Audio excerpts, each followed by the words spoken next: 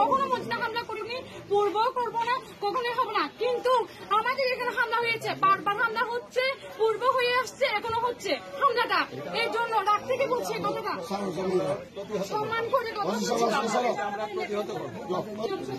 আমার তখন ছিল ডিউটি, আমি ডিউটিতে করতে চাইনি, আমি ডিউটিতে করতে চাইনি এই কারণে আমার জ্বরে আমার